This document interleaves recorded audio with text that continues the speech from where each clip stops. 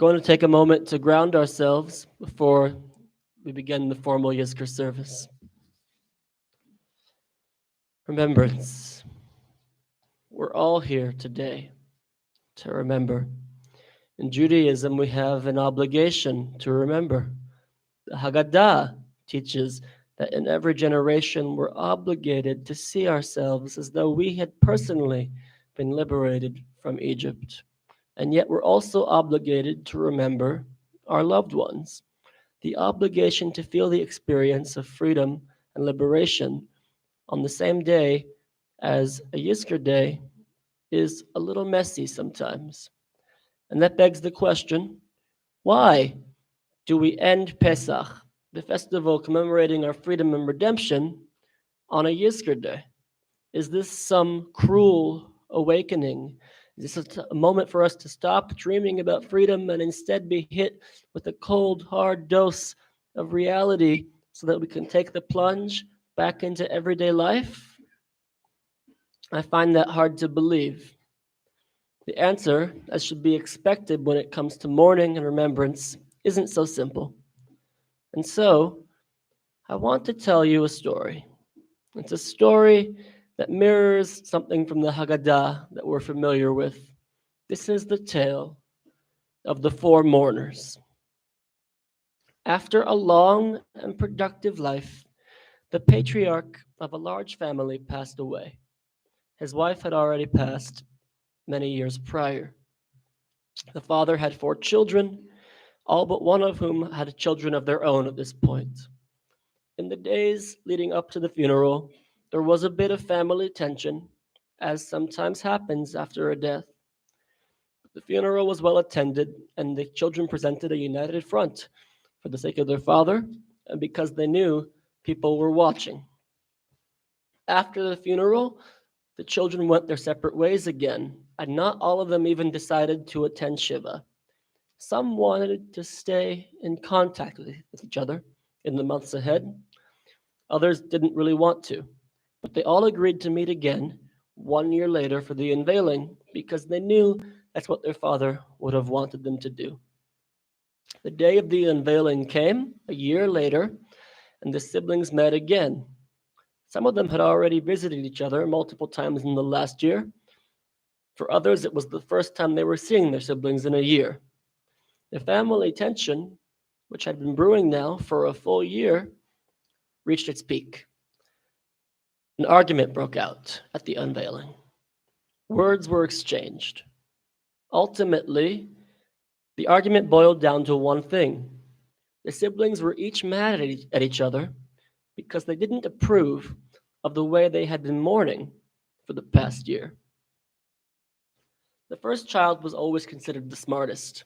She got the best grades as a child. She went to the best school.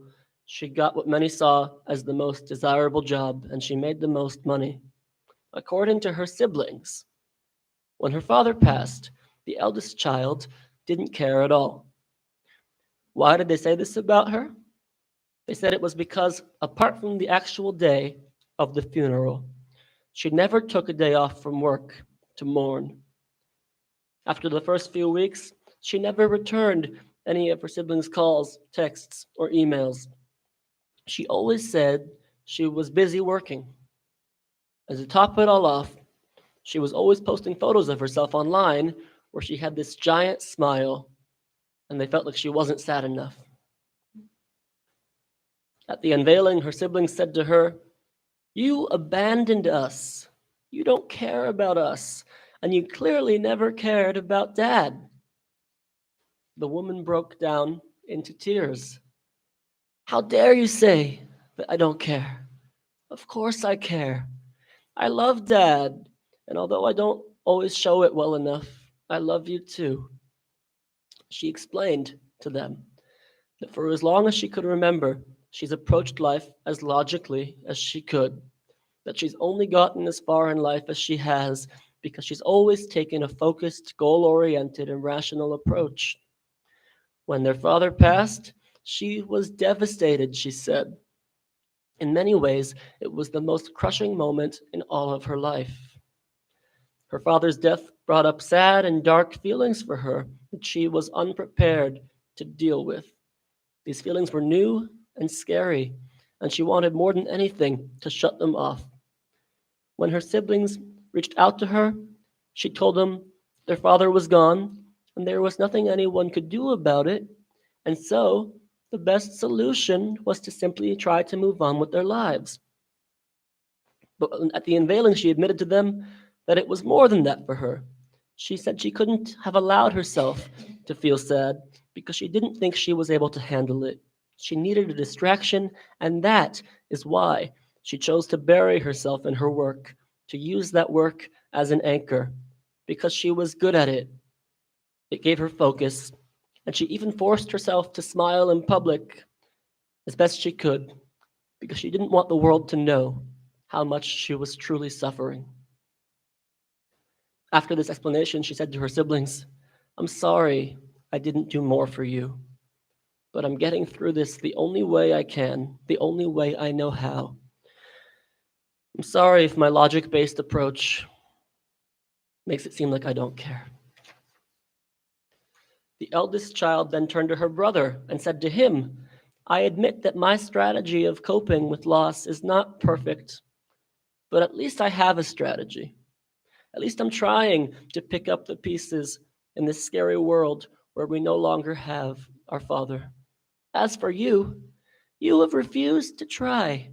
You've forced others to provide for you. You quit your job. You've stopped doing all the activities you love. You never leave the house. And every time I tried to talk to you, you were always crying. I even tried to cheer you up by taking you on my family's vacation, but you refused, saying it wasn't a good time to go to Hawaii. Once I realized that trying to help you was futile, of course, I gave up on trying to help. I know there's good reason for us all to feel sad, but how long are you going to sit there feeling sorry for yourself? Why are you choosing to let depression win?" The brother responded, "I admit it. I'm not coping well, but there is good reason to be sad. Dad is gone, and I miss him something fierce. He and I always had a special relationship. Without him, there is a hole in my life that can never be filled. If I'm being completely honest with you, there are plenty of days when I just don't want to keep on living anymore. But I'm still here. I'm still here because I don't want to abandon my husband and my kids, because I know Dad wouldn't have wanted me to make that choice. And that is enough to tether me to this earth, but only just. I wish I was a workaholic like you. I wish there was something I was so good at and cared about so much that it would give me the drive to try to move on. But I don't have anything that motivates me like that. All I can think about is Dad. That's why I live in the memories. My methods aren't perfect, but like you, I'm doing the best that I can. I'm still here." Then that brother turned to the third sibling and he said to them, "I have to admit, I don't really have a reason to be angry with you. I know you miss Dad. I know you care, and you've reached out to me many times. You've said all the right things. You tried to help even after it became clear that I wasn't receptive to your help.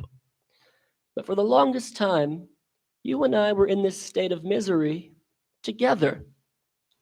The real reason I'm mad at you is because somehow, over time, you've seemed to get over it and heal, whereas I never could in the last year. And I am so envious of that." The third sibling replied to their brother, "I understand what you're going through. I know it's not easy. I've learned to take things one day at a time. Those days aren't all the same for me.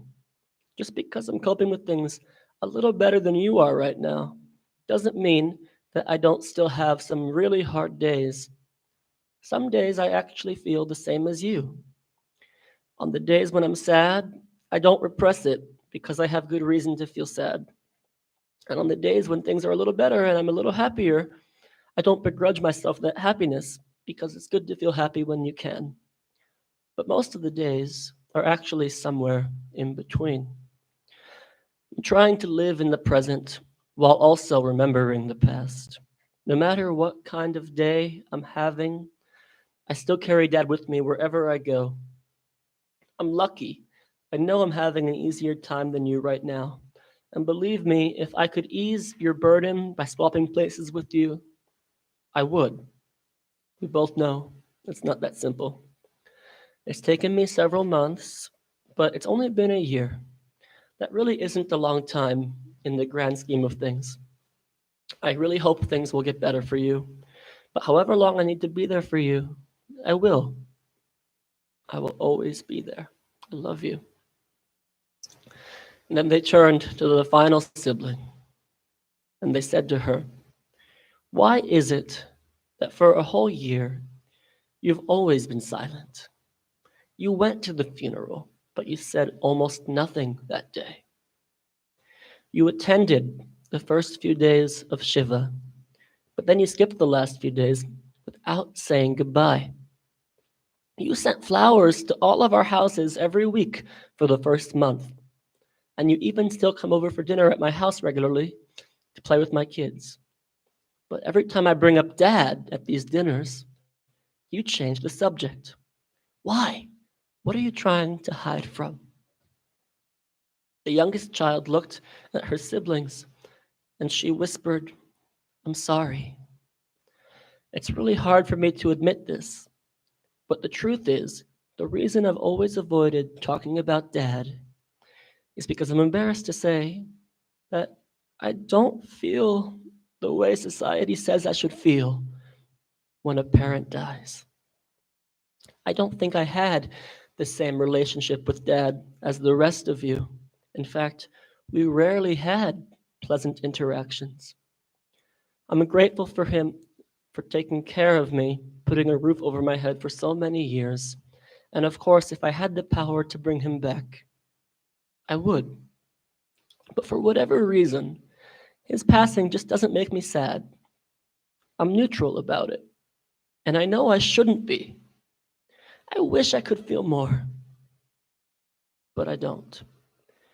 I still came to the funeral because it was the right thing to do. I quickly realized after the first few days of Shiva that it was doing nothing for me. I didn't want to spoil the mood by making people angry or by saying I had no strong feelings or not acting sad enough, so I just stopped coming.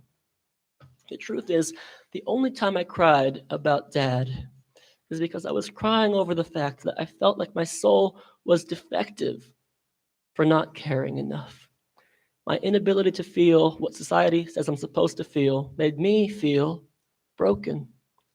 But I can't wave a magic wand and command myself to feel something that I just don't feel. I still showed up today. I came first and foremost because I care about you. I'm trying to the best of my capacity to be here for all of you.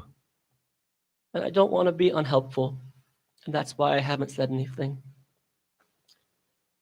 And with that, the four siblings looked into each other's eyes, and they embraced. Their love for each other had never been stronger. It wasn't that they suddenly all got along. They knew things were still messy, and they probably would always be a little bit messy. But they realized that they were wrong to judge each other for the way that they chose to mourn. They realized that everyone mourns a little bit differently, each in their own way, and that when it comes to mourning, nobody has a monopoly on truth or wisdom. And so, to answer that opening question about whether and why it's appropriate to conclude the HaYam on a Yizkor day, there's probably many ways to answer that question, more than four certainly. But my answer for today, and hopefully it will resonate with you, is that the beautiful thing about Yizkor is that we have the freedom to honor people's memories however we like. The way you choose to remember probably isn't identical to the way the person next to you is remembering. We don't always need to ask questions. We don't need to be nosy. We're free to feel what we feel, and no one even has to know if we don't want them to. And by choosing to remember together instead of separately, we honor each other's freedom.